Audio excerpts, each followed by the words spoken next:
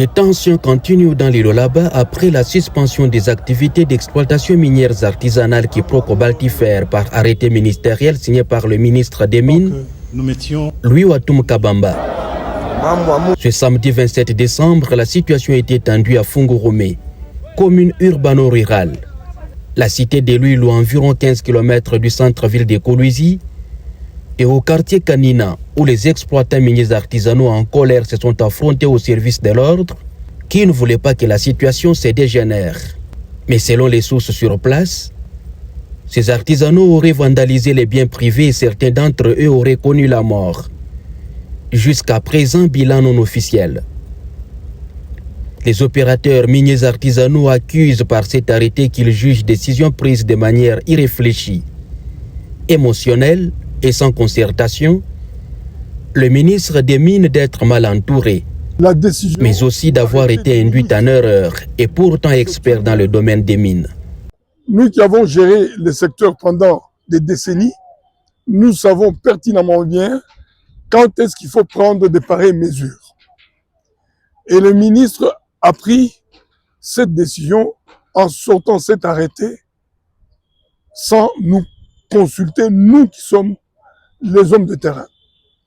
Nous, on attendait lors de sa venue, donc lors de sa nomination, nous, on s'est dit, bon, en fait, on a quand même quelqu'un qui connaît mieux les mines artisanales et les mines en général, aussi en particulier les mines artisanales, parce que nous avons été avec lui dans plusieurs ateliers, on a fait beaucoup de débats, et surtout que c'est quelqu'un qui connaît vraiment les mines, qui connaît les codes miniers.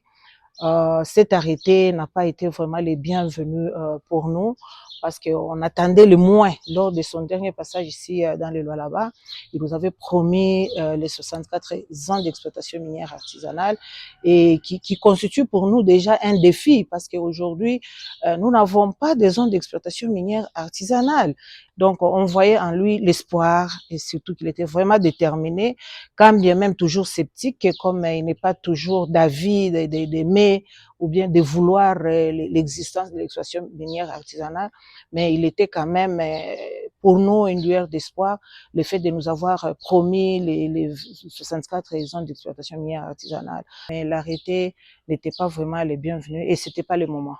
Les autres, quant à eux, taxent Louis Watoum, ministre des Mines, de vouloir combattre l'héritage laissé par les ancêtres, l'artisanat minier au profit des expatriés, alimenter l'instabilité sociale, le banditisme urbain et criminalité, et surtout qui n'a pas tenu compte de la période que traverse la nation. Ici, dans les Grands Katanga, départ déjà l'histoire de l'Anzolomi Kuba, nous voyons l'activité artisanale, c'est une activité nous léguée par nos ancêtres.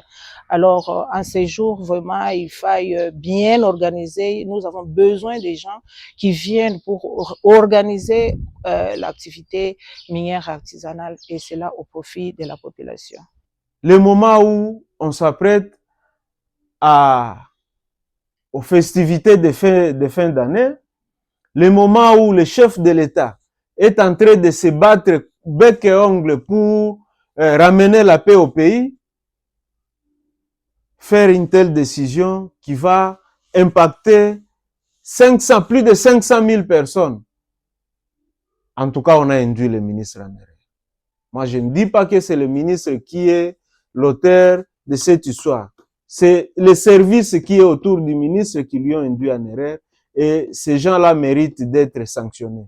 Kolwezi vit en grande partie de cette activité.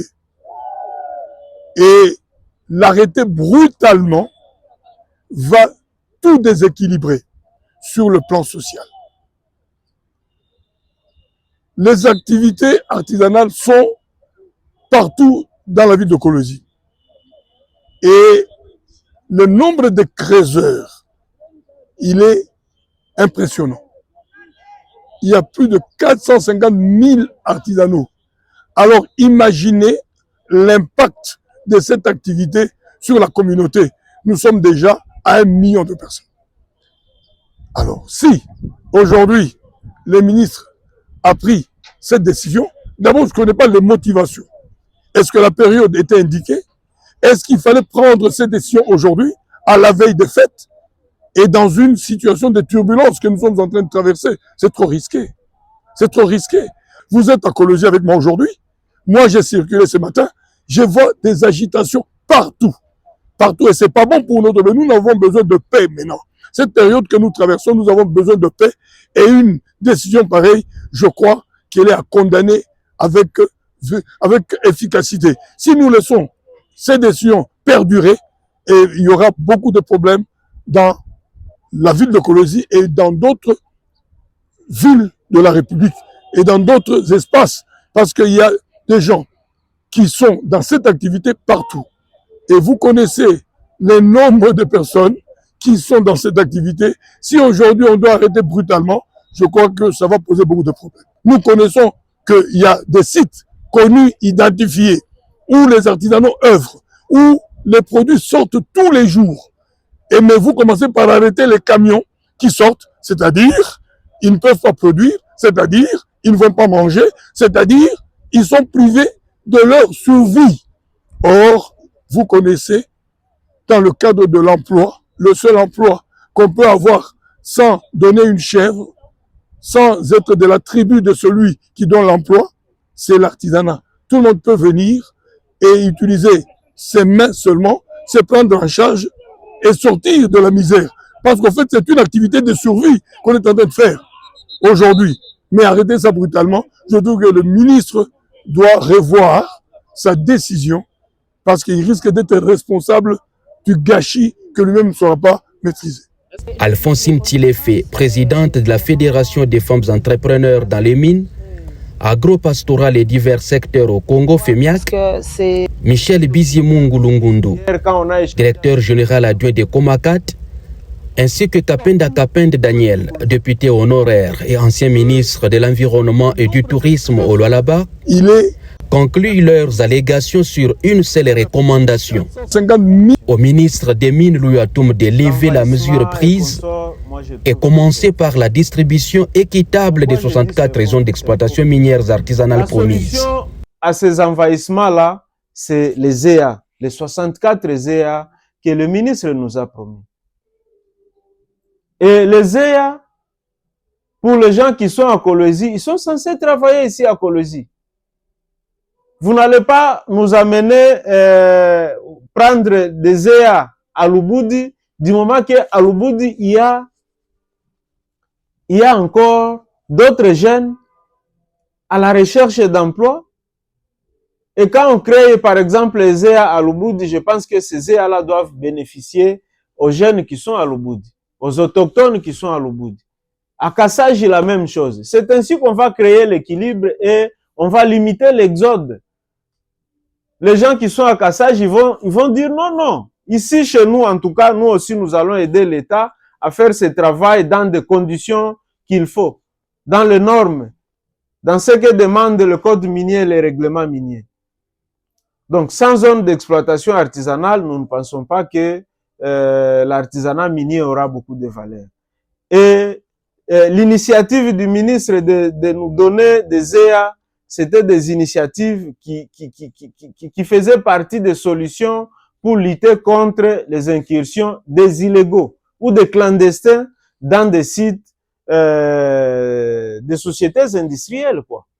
Vous prenez le cas de la mine de Mutoshi avec Chemaf. Chemaf est en collaboration avec la coopérative qui est sur ce site. Il n'y a jamais eu de problème.